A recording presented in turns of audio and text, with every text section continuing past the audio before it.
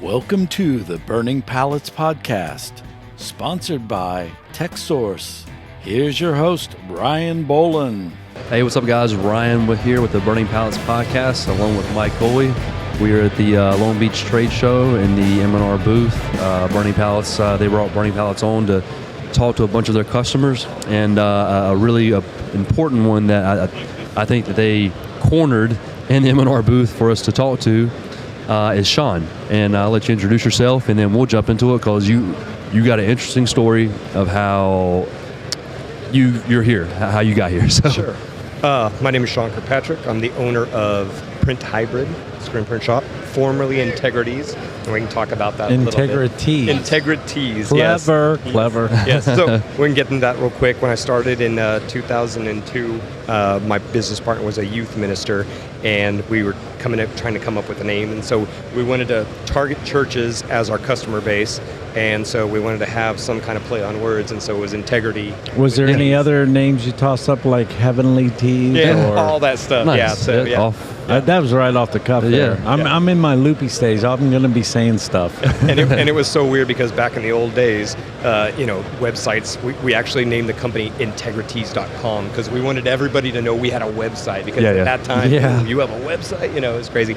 Over 20 years, though, people, I say the name Integrities, and they as a Z or whatever, I have to say Integrity, drop the Y, add EES. Yeah. It just got complicated. So with the way that my business is running now, I've done a branding change, and now went to Print Hybrid as my company name. We see all kinds of company names. Texsource selling us supplies, putting in orders, and seeing all that stuff. There's tons of names. So it's a business where people try to do a play on words. Yeah. Much like hair salons, like Top of the Head. They're always trying to be clever with their name, to tie their name into the brand. But you're here, and Dave from M&R brought you over.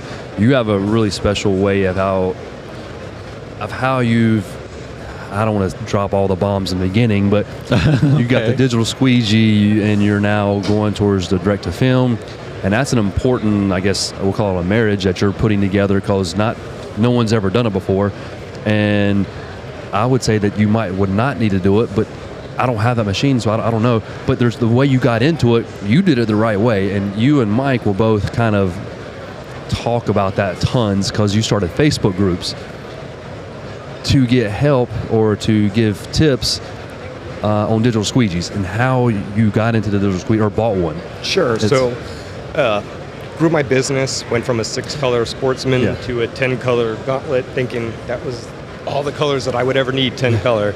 Then all of a sudden, 10 colors was not enough. I had my customer, one of my big customers that was growing. I was growing with them. Kept on wanting more and more simulated process stuff, and I quickly learned that setting up screens and dialing in those half tones and everything was very difficult, time consuming. Thought there had to be a better way.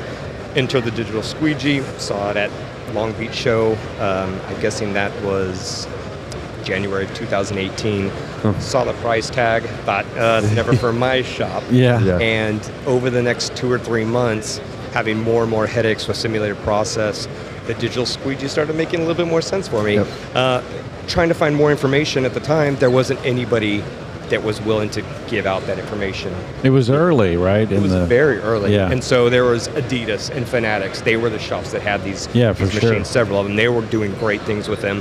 And so, it wasn't like I could go call these people and say, hey, you should have called me. I had friends over there. I worked there 10 years. Yeah. So I started this Facebook page that kind of allowed, and kind of got some of those people on there, got some text in there, got some information. People really started getting excited about it, because it was a new print technology. The hybrid, you're using traditional screens to print the white with digital on top of it. You're forming a community with it at Facebook. Yeah, 100%. And so it got real big, and we originally had it just for kind of people that either owned it or worked on it, and then the tech support and stuff like that affiliated with it. Now it's open to everybody, because there are a lot of people that are looking to get into it, and they go on and ask questions, and we have a conversation with that. So it's become a very, very good resource at the beginning for us early adopters to kind of get our information out real quickly, rather than calling M&R and waiting for a tech to call back or something like that. We were able to diagnose and troubleshoot a lot of issues within our own community and it was super helpful. Yeah.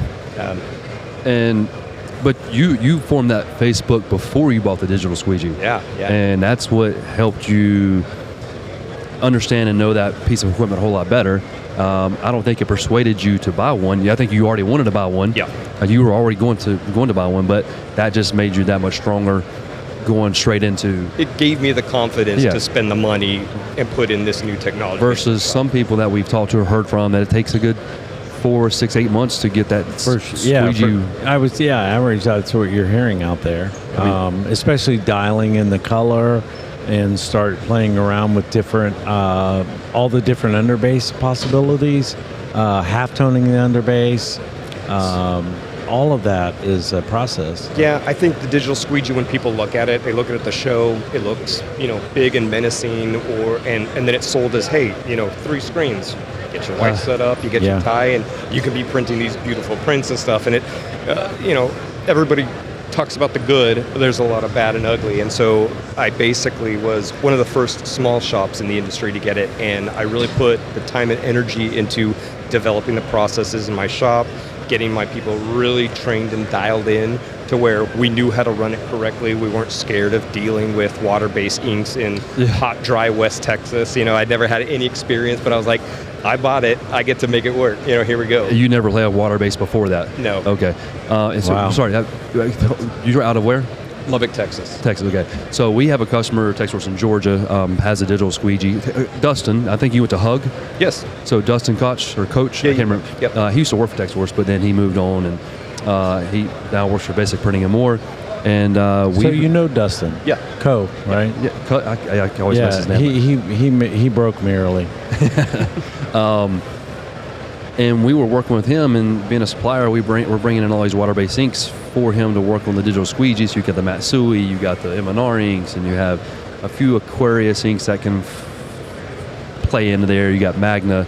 And the stretch. And you got the stretch white, and there's all kinds of stuff. So you jumping straight into a digital squeegee, never messing with water-based. It's pretty... that's ballsy. Yeah, it was. And, I really, at the beginning, I told them, all right, I'm ready to go in, jump in, let's do this. And they were like, whoa, do you have the customers? You have the business for it? You have the, you got the space. And it's like, no. If you build it, they will come. That's what I believe. And they're like, all right, we'll sell it to you. We'll be your biggest cheerleader, and we'll help you be successful. That wasn't a very nice how do you do. No, but I had a passion for it, and I'm somebody who, when I do something, I do it 100%. And so I put the time and energy. I made it successful. Did they know about the Facebook group before you bought it, or Yeah, they knew. Okay, because that's a big thing. That's what Dave brought you over here, because you created these groups. That was a smart way to do it. You're spending a ton of money on this piece of equipment, and you did your due diligence beforehand. Yep. That was good. So fast forward. So how long have you had that? 2018 is when you bought it? 2018, fall of 2018. And then I have a second one that I purchased. Wow. I bought that just in October. It was 2 years. It was really successful. The digital squeegee, if you have the customers, and you can sell it as a premium product, because you're not dealing with halftones, you're not dealing with color shifts and changes and stuff. You can literally produce 300 DPI, beautiful full color prints at scale. And so I found these customers that wanted and that were willing to pay for this premium product, and I made a lot of money. Paid that machine off, then had enough to pay cash for the second setup. So It was really a success in it. Yeah. Why? Like, look at me. Why didn't I do that? I have failed. Did being in Texas, is it climate with how Texas is? Does it mess with you on a digital squeegee? Well, no. People think water-based inks and they think low solids. You pour it like a liquid out. Yeah. There are low solids, mid solids, high solids. We deal with the high solids acrylics, and basically they're like a creamy plastisol. The only thing is you have to baby it. You're not going to dump half a gallon of ink on a screen and just, hey, it's good to go. We just print forever. See you after lunch. Yeah, exactly. Yeah. So we have to baby a little bit. You add a little bit at a time. You want to keep things moist, because as soon as you take that out of the bucket, it wants to start evaporating. What inks are you using? So I've tried them all. We found the best of what works for our shop, and so basically right now we're using the Magna Aquaflex as our bases. We're using the Matsui Digi Ace Clear as our So you're coat. mixing it like Dustin is. And I'm using the M&R Lord. top coat. So yeah, all three inks. And we're coming out with beautiful prints that feel great. They have the wash fastness, the stretching. Mixing them, that's what Dustin, he mix and matches. He does, I think he's more Matsui on most everything, but I do know when he would discharge, he would do a discharge underbase. I think I don't want to speak on it because I don't want to mess it up. But he just like you. I mean, but that's interesting to know that you're mixing colors or mixing the brands. And now everybody can get beautiful prints. I almost want to say like, hey, use that color halftone filter in Photoshop to make it look like it's screen printed, because that would be cool. Then you're like fooling people, like, yeah, that's screen printed. It's just done really well. And you're all like, ancient Chinese secret, right? Yeah.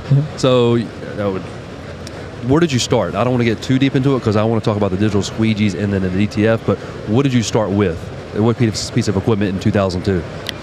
It was an R. Jennings 4-color press. Wow. And I don't even know if R. Jennings is around still. Do you know that? I've heard of it. I think you had to like save coupons off the back of something. Like if you got like 2,000, you could get the press. Yeah, it was really crazy because he had a website and it was an old one, and I dug deep down into a tree and found some original pricing for this press and told him that's what I want, sent him the link, and he was like, I haven't seen that pricing in 3 years, and that's it, but I'll honor it because you found it, and now I'm going to take it down. So I got a really good deal. We literally started the business in a 12 by 12 back garage with a bathroom that I was cleaning the emulsion off of screens in the bathtub, just like everybody else starts out. Yeah, so I used that shower head. I bought one that had the handle so that I could wash off the screens, and then I got in trouble for like clogging up the shower. Yeah. We weren't there long enough to see how bad the pipes got. So I was in it. Just sold the place. Yeah, right. Good luck. So fast forward. I mean, so 2002 4-color 4 stations. Now up to now two digital squeegees.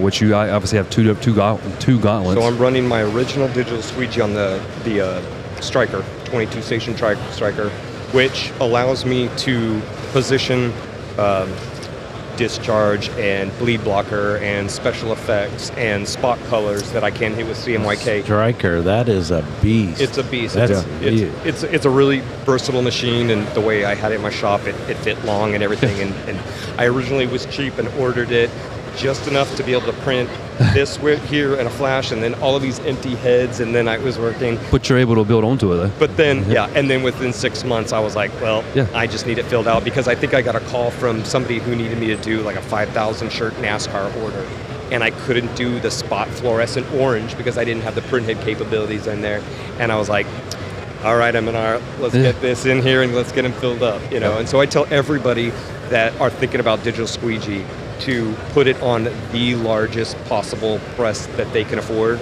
and then go up from there, because you will regret not having it on there. Really, 18 is what you need on there. My second one is on a 14 head Cobra, and that's one that I can literally do with 3 screens. I don't do any special effects on that. I can run it regular with my regular stuff, but if I need add all these other screens. Yeah, and even in traditional screen printing, like if you just go out to an operator and you're like, how many flashes are you going to run on this job? They're like, as many as I can. Yeah. I mean, that we had 16 station, 14 color challengers with 4 flashes. And I would see sometimes they would steal one from another press and slide in there. I'm like, what are you doing? Like, I'm flashing everything. Keeps it clean. It's so now let's just move forward to, you started the Facebook group on the digital squeegee. It helped you become who you are right now. Now we're going to talk about, because now you're looking at the DTF, how you can marry digital squeegee and DTF, and you started the Facebook group with that as well. Follow the same footprint, and I'm assuming you're obviously going to buy one. I mean, you're going to move forward. Bought one. Oh, you did? Bought one. Yeah. Today, or here at the show, or? No, I actually got it installed in December. Okay, so maybe whatever. How's all that running it together? Is it all? It's really good. So with the digital squeegee and digital printing, on the Striker, the 22 station, we can get a head strike or something could go wrong, and we don't see it for 5 or 6 months going down there, and so, you're printing, 2,000 shirts, those 5 may hit your, shortage rate, whatever, but if you're printing 72 and you mess up 6 out of the 10 mediums, you've got a problem. So what we were having to do is tear the job down, order shirts in, reset it back up to print 7 shirts, and it's a big pain in the butt. So I was like, oh man, what do I do? There's got to be another easier way. Here I am. Okay, there's got to be something easier. M&R tried to sell the Maverick as the companion to the DS and the Polaris, but those are big, expensive machines and stuff, and I never really found the value in doing that. Now that they've entered into the DTF market and have the service and support that they can provide, like the rest of their equipment, I felt it at the HUG conference that we had, which is Hybrid User Group, that digital squeegee. Dustin wanted to call it Thug. Thug, yeah. I can't remember what the T would have been. The Hybrid User Group, yeah. So I felt them, and I was like, whoa, wait a second. Like, I've felt DTF, I've done various DTF transfers from here and there and whatever, and it just felt so much better. It was on all this stuff with the camo and everything, no bleeding, it was stretchability. So I said, okay, when is this going to be available?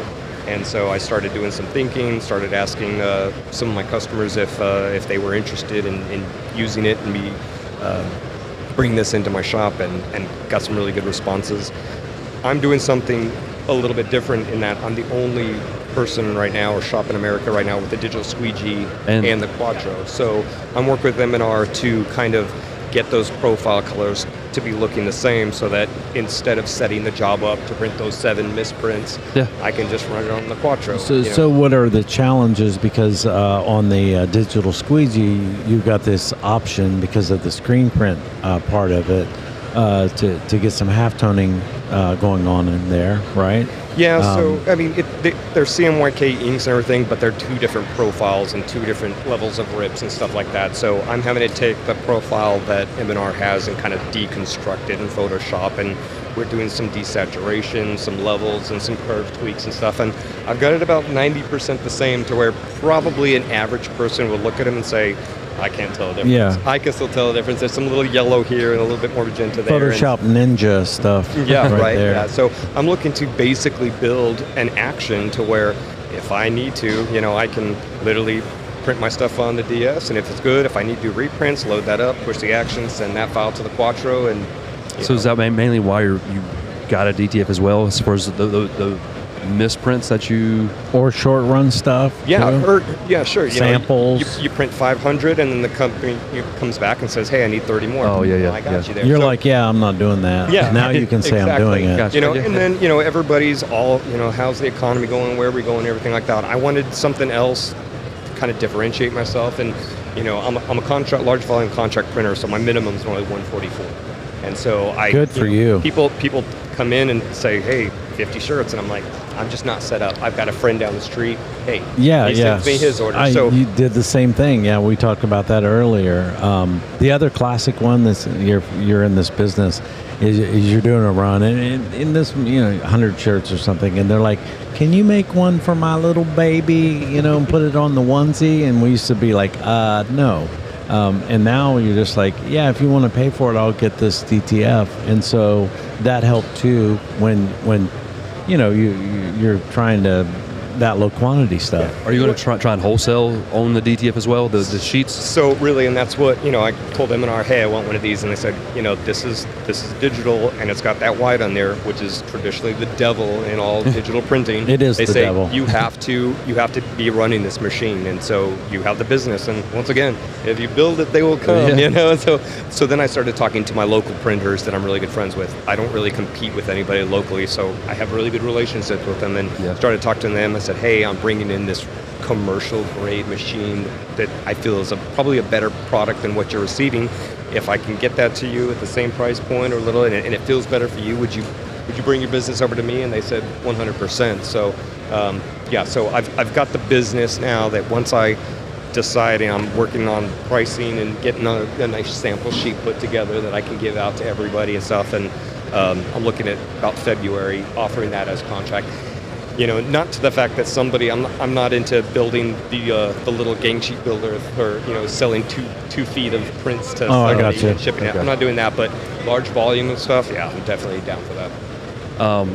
Poncho, the guy we had up here earlier, Yeah. he was doing the wholesale, and he was saying that to get the colors correct from one screen to the next, he was sending out these gang sheets to his wholesale suppliers, right? I mean, is that something that's... Well, he didn't really delve like how he solved that problem. He was talking about like monitor calibration and stuff too, like where somebody sees something orangish or reddish on their monitor and it comes in and he prints it and the shade is off. Where I just say like everybody should own Macintosh and it'd be the same color profile. Another reason for living in that ecosystem for me. And definitely, and every screen is going to look different. From one person to the next person to one PC to Macintosh and everything. And so, that's where the Pantones come in. But very rarely do you have customers that have a $250 Pantone book. And so they get the Pantone looking online from their screen that's on. And then they say they want that. And then we do our best with the DS if we can hit that. The Pantone makes a very good Pantone book called The Bridge, and it'll have the Pantone, and then right next to it, it has the CMYK version of what it is. And so I can go straight, if they like, hey, I want this Pantone, and it's going DS or now DTF, I can look at it, and I can say, this is your color, this is how my technology, because of CMYK, it can't hit everything, this is how it's going to look. Are you good with that or not? And they're like, oh, yeah. And then I went and printed out this huge, Pantone sheet that was 6 feet long, and I found, okay, well, this red, it calls it right here, but it looks closer to this one here, so we kind of start making profiles and stuff off that. And if you really got to hit it with the digital squeegee, then you can just bring that in as another screen. If you got to hit that Tennessee orange or that Michigan maize. It's the bright turquoise is what it is. I print for a couple of women's Western brands, and they love that bright turquoise color, and so I hit that as a spot color just fine. And it makes it pop. And I saw M&R. See, I'm out of my element. I was going to be making TikToks like a madman. But the digital squeegee yesterday, I noticed they had that extra black they were throwing in there to make that black just like this really rich black.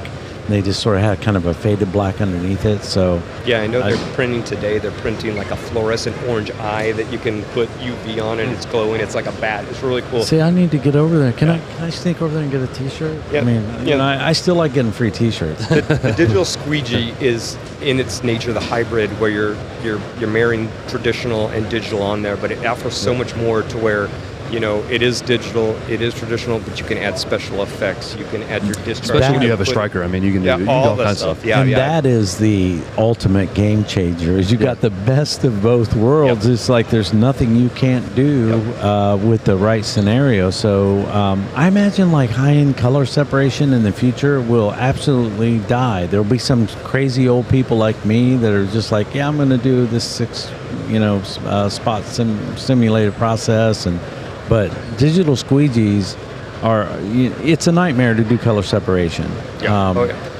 Traditionally, right? Because you get it on the press. Adidas, I'm going to tell you, every time, like we were doing like the Peyton Manning throwing a football, and they break this thing down into 8 or 9 colors or whatever we were going to print. We get it on press, and I bring the artist down because I was in R&D. You're going to have to take some out of that black, man. It was always the black. It killed it. And there's some others, but it's a whole ass process that now you don't have to worry about that because once you've got your color dialed in. And I met Dustin. He came to the sales meeting, and I was in there because he was using my Mac. So Dustin came in. We had a sales meeting annually every year at the beginning of the year. And so we're still in January. So it's a couple weeks ago. Dustin was in, and he did a whole presentation for us. We knew about the digital squeegee, but we wanted to dive more into like the inks and all that type of stuff. But and so he had to use my laptop on the spot to like give his little presentation. He did some Photoshop stuff that just bored the tears out of everyone in there except me, who I'm like, record. I'm like trying to get this, but Definitely when we get the Quattro in at Texsource, I'm going to have to spend some quality time with Dustin because, I'm a Photoshop maniac. And if I see something I don't know, and then also that's going to help our customers, I'm going to learn how to do that stuff. I have to. It's like state law. Yeah. I have to. And being with digital, and you were talking about, that black, you're going to have to take some out. With that, you got to go in, you got to re-separate it, you got to burn that screen again, you got to take it down. You're talking an hour to get that set up.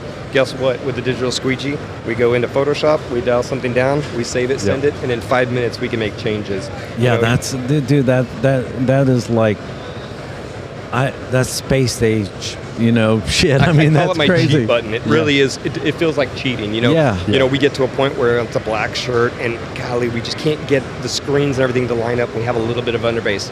Go into Photoshop, print black on top of that, send it there, you're done, and nobody knows it. I mean, it's so simple to do on the spot changes, on the spot fixes, and then we don't even talk about variable data, which is really cool. You can just start putting different colors and designs on the same base. Yeah, and I think I think that's what Adidas, the idea of that. Like when you couldn't do that originally on the first digital squeegees, like where you print the Trefoil Adidas logo, and then like it have a leopard print, and then lizard skin, and then solid something.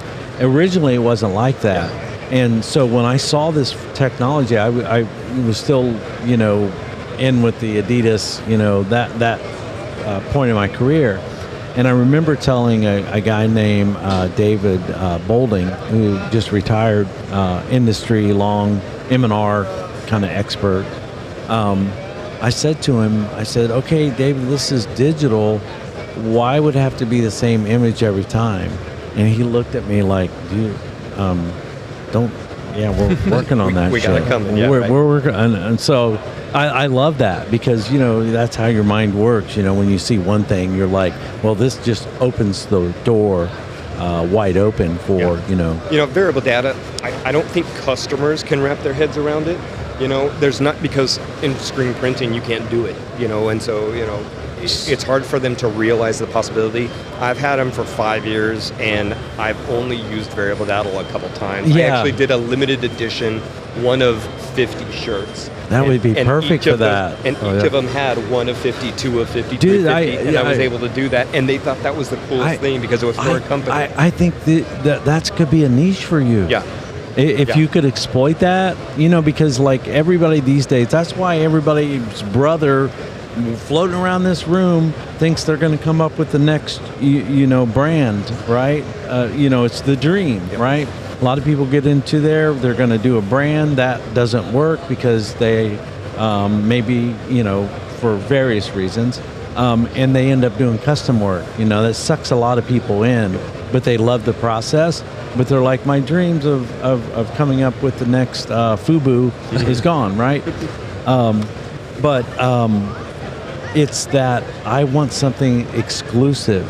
I've always believed, I tried to talk, here's something I tried to talk Adidas into. In Arizona one time, I was printing screen printing circuit boards for a company. And we printed with this silver ink that we kept in the fridge that you had to get the security guard. It's so expensive. And I would take this out to the press, and this thing was like picking a gold bar up. It was so heavy because we were printing the circuits of circuit boards. But it was conductive and all that kind of stuff. And I thought to myself, okay, we're doing like Allen Iverson, and he's got the gold teeth and the diamonds and stuff. And I'm like, let's put real gold in the ink. And then you're like 14 karat, but make it like super exclusive. So with this technology, that could be a whole niche. Like we run 50, and if that's it. There's only going to be 50 in the world. Yeah. But it's a model of work that you can just shoot the price up high, put it on a high quality shirt. Yeah. But make it so like, because people like that. I mean, I like that. Any band, singer, country, rap, all of it. I mean, they could do that easily. Oh yeah. I mean, it's supply and demand. The VIP Kenny Chesney shirts, right? Yeah. I mean, holy cow! We might want Hey, to cut. We might want to Edit that out. We might want to just Well, shut it this all isn't down. live for that very reason. So yeah, we might want to take that out so he can keep all that to himself. Because that's a great idea. Yeah. No, Do you, it's- do you, do you- do you want me to cut that out? No. Okay. Also that also explained a little bit of the variable data. I didn't know where you're going with it. That helps me understand what you meant by that as well. Yeah. Yeah, you can have a different print on every shirt as long Yeah. as the underbase is the same. So Yeah. you just cheat your artwork to work in that scenario. That part I understood, and just the terminology. I've been also doing the 50-piece run like you're talking about, and each one it's one of one. So that's cool. Yeah. Yeah, we're on something here. So, but also back on that topic, you were talking about if your underbase is off, you got a choke, whatever. The print over here behind us, it's not lined up right. It's not all the way perfect. But so if we had a digital squeegee, we could. And they took this logo here. Imagine that logo, Yeah. and you see, I should have had some forethought on it because we redid it like this, but. This was the original logo just for a sign for behind us. They took that and shrank it down to that size. The powered by, you can imagine, was like 1 millimeter tall, and it just didn't translate well. But I had no idea that they, were going to do a T-shirt and throw our logo on there, or I would have gave them this easy one, could do it any. Yeah, we've gotten down to logos with the little trademark and stuff. Tiny. I mean, because the digital squeegee prints 300 DPI. Yeah. So we can get tiny lettering, little details that would totally get lost in Yeah. even the best of separated traditional. Reversed out type, Yep. which is the toughest to screen print. Digital doesn't really care, so you don't have to worry about the fill in Yep. or the spread in the opposite direction. So it's, a great story from beginning to end. I mean, where you started, 2 digital squeegees, now the direct to film, and you're able to.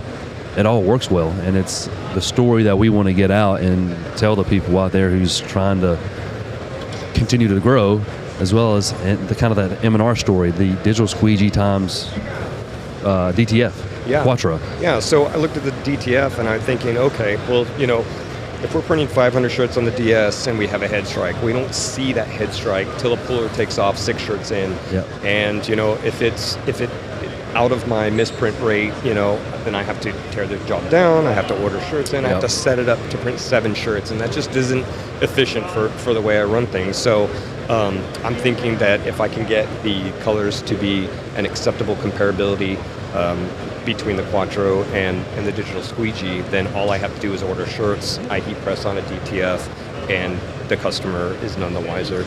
Also, None the wiser. Sounds nefarious. None the wiser. Also, you order 500 shirts, and then inevitably, oh dang, Joe from accounting didn't tell me the size, and can I get 2 more larges or whatever? Yeah. You can go and do that easily. So it seems, I never got into DTG because, like we said, the white ink and everything like that. But DTF, I feel, allows for so many more applications, where people are putting it on everything. Yeah. In fact, I started the little Quattro group, and it's got about 5 owners, and it's got a couple. The miniature one or the big, the same one? Because they have a mini Quattro now. Yeah, they have a mini. So you're not talking about. I didn't know that existed. I didn't either. I still haven't had a chance to go see it. I mean, holy cow. I don't know. Are they calling it Mini Quattro? I don't even know. Quattro Junior. I think they call it Mini Me, something like that. I think so. So I started. Quattro Ito. Ito means small in Spanish. Yeah. I started a Quattro page, and it's for the owners of the Quattro and a couple of the M&R techs and stuff, and it just allows us to have conversations on what's working on a day-to-day basis, that kind of stuff. And M&R, they test these machines and they build them, but they don't run them in production. They don't run them in big shops day in and day out. You were kind of I don't want to say, I guess a beta tester for some of those things as well, right? Yeah, so like we're talking about things daily, and we're like, hey, we need this and we need this, and so we're going to M&R as a collective from owners and saying, hey, for your future machines, you should add this, or standing outside the factory with torches and stuff like that. Give us these changes. Yes. No, so M&R appreciates it because we're giving them feedback on these machines. Being an early adopter for everything, you're going to have, a couple reversions of different machines and updates and profiles. And M&R is really good about pumping those to us, as soon as they're made, so that we can be running the same kind of equipment. I'm going to be throwing a water bottle over here soon because all I hear is them yelling and laughing. Oh. Anyways, but yeah, Mike needs to, so at Texsource, I mean, we're obviously part of M&R now. I mean, I don't know, you know our story, whatever. We were Workhorse. Could only go so far. The Workhorse only has a certain size auto. Now that we're with M&R, the sky's the limit. But Mike, I mean, I think we were talking to you a couple weeks ago about getting you kind of being in the technician side slightly of Quattros. So yeah, I'm going to spend good. some time with Marco, it looks like, and there's like some sort of special deal. So just tell me this. Once I become the Quattro guy there, and, you know, I love this stuff, but am I coming in every Saturday and Sunday just to run one print? No, in fact, you know, they told us, hey, you've got to turn this machine on, you got to be printing it every day. I give everybody at work the week between Christmas and New Year's off. Nobody wants to work that week. We do paid vacation. And so we turned it off the Friday before Christmas. And then I came in on Tuesday, which was 4 days of not running it, turned it on, ran some print heads, ran about 10 feet of film, and then cleaned it all up, packaged it up, and we turned it on the Monday or Tuesday we got back. So, I mean, it was 4 or 5 days and didn't have any problems. So I can have weekends, just no vacation. You'll have weekends to yourself. Yeah, Okay. And if you do, you literally have some person come in and show them how to do it, turn it on. Okay, since we talked about, like, you know, like ideas and opportunities, how about this? What if, not just for the Quattro, but all inkjet related type things, we write a program that runs in the background that automatically, a script if you will print a little test print, and you set it up, and you can even do it from your phone, like do that test print, you got a little camera there, and you're like, yeah, that magenta, like clean that magenta head. There you go. You call it Jarvis. But but it runs in the background. I mean, that has always been. I know companies that, we haven't used our latex printer, and now we're going to spend $600 to, you know, because we were sad saps. Yep. I threw away a sublimation printer after making a TikTok about it because I just pitched it off to the side, and I had to throw it away. You know, you ain't fixing that. Yep. But is that something that sounds like reasonable? I don't know you if just you'd be able to type turn it into- stuff on. My son's a programmer. Type it in. He's a programmer. Can I just say, son, dial me up a product here? I'm sure AI can do it now for you. Probably. Well, it could write some of the small stuff for sure, but What about that the, seems like a pain point for all digital printers, right? Yeah, and it is. And, you know, the M&R, it's the same shell as a couple other people are using. It's the same machine that they found. They said, this has got great bones and stuff. Same head. They bring it in, same head that a lot of, you know, machines are using. They made 42 changes to the machine. They just scrapped it all, you know, all the guts and stuff. And to be fair, one of the changes was the color. Yeah, the color, yeah. I'll take 41. They put in new pumps, they put in new tubing, they put in new sensors. They do all these things and then offer the service and support in that. And that's one of the reasons why, you know, because I started looking, and I'm on a bunch of these Facebook DTF groups with 20,000 people on them. And they range from people that are using, you know, you put the white paper in it and it comes out on your, you know, on your laser printer for your DTF. I mean, it's going from those to converting different printers to then, you know, these commercial units. And, you know, they're like, they put a picture, what's wrong with this, or how do I fix this? I'm like, well, what machine are you running? What film? What ink? I mentioned that so earlier. many different categories, right? Yeah, I mentioned that earlier because people come to me and ask my advice all the time, and when it comes to DTF, I said all you have to do is go to one of the Facebook groups, DTF Superstore, whatever, and just read some of the posts. If it does not scare you, then you can buy one. But the truth is like I'm kind of stuck between a rock and a hard place with this M&R thing and the Quattro because, and I asked this question on Marco, like, I'm old school news reporter, so I ask the tough questions because people want the truth. And I'm like, can people use CAD-Link on there? No, absolutely not. Like, you can't, right? So that is like a no-win situation for people that already have machines that have dialed in and they just want to add the Quattro because they want all in the same environment. Mm-hmm. Now, if you're just getting into it, then you can go with a proprietary system. I mean, that's what's made Apple such a good product, is because their operating system and hardware, and so that's a beautiful thing. But if you're trying to marry a Mac and a PC, you're trying to do CAD-Link and Caldera, they're not friends.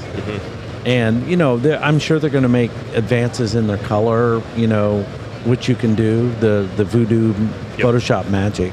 But I've had to be honest with people and say, like, look, this is kind of how I see it, so I can stay true to, you know, my nature. I don't have any experience, so, you know, like I said, like you said, it's easy for me to learn this Yes. one, and that's it. But if anybody wants to upgrade their machinery or whatever, or add another piece of machinery, and they already have CAD-Link on everything else, then yeah, I can see that could be a pain point in there. I do think that they're working on something like that. It's a problem to solve, it's though. A problem to solve, it's a problem to solve that is it's something. It's software. You know, it's not like it's like, oh, that's different hardware, won't work at all. You know, we're not trying to put a Cadillac engine in a Honda. So well, and I don't think it's the RIP program that's necessarily not changeable. It's the print program that works with that printer. Yes. So I think any RIP, as long as it saves to that, you know, file type, can be working. So. Yeah, exactly. But yeah, so that's my only, like, you know, that's on my Christmas. Sure. That's me standing outside with the torch and at the factory. That's all I have to say about that. Yeah, I appreciate you coming on and talking to us about it. I mean, that's great. Taking the Facebook groups before you just jump straight into digital squeegee. You knew you were going to, but you did the work ahead of time to make sure when you got the machine in, I mean, you kind of probably had a lot of problems knocked out. Moving on into 2 digital squeegees, now a DTF, direct to film. I mean, it's great. I mean, everything that you've built on it. We love sharing these stories because people can see that this thing can be done. 100%, yeah. But you have to put the work in. Yep. And yeah, you have to pull all of the things together. Appreciate you talking with us today. I don't know how long we went for. It was a pretty good while, wasn't it? 45 minutes. Oh, we broke the rule. We said we were going to try to keep these to 20. We can't help ourselves. Oh, no, not on this one. I mean, this one. Write this man's name down. I got to get this to him. Yeah. I like to talk. So yeah, Me too. Thanks for coming in, doing a podcast, and you're good to go. Thanks. Peace out, everybody.